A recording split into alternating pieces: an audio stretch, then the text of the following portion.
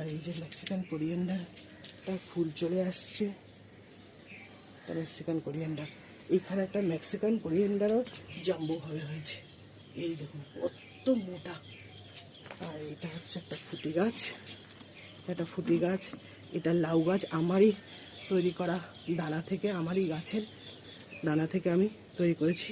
এটা একটা কুমড়ো গাছ। এতগুলো গাছ রাখবো না, দুটো গাছ রাখবো আর বাদ বাকি সব তুলে দেবো। এইবার চলে যাচ্ছি আমি, এই যে এইগুলো, এই যে খারকোল, আরও হচ্ছে খারকোল, এইখানেও কটা খারকোল হয়েছে। এটা তো দানা করার জন্য রেখে দিয়েছি।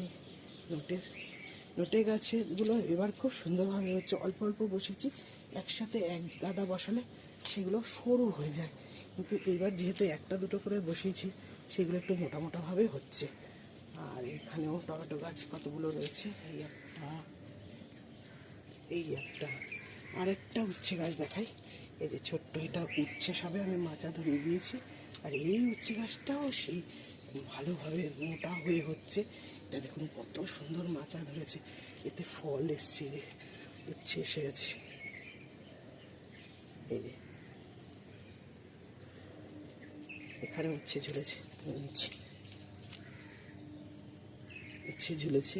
আর এইটা তো কচু গাছ, কৃষ্ণ কচু, আরও অনেক জায়গায় উচ্ছে ধরেছে, এই যে উচ্ছে ধরেছে, এই যে অনেক জায়গায় উচ্ছে ধরেছে। এটা স্ত্রী ফুল অনেক হয়েছে, এই একটা বুঝছেন কি সুন্দরভাবে হয়েছে।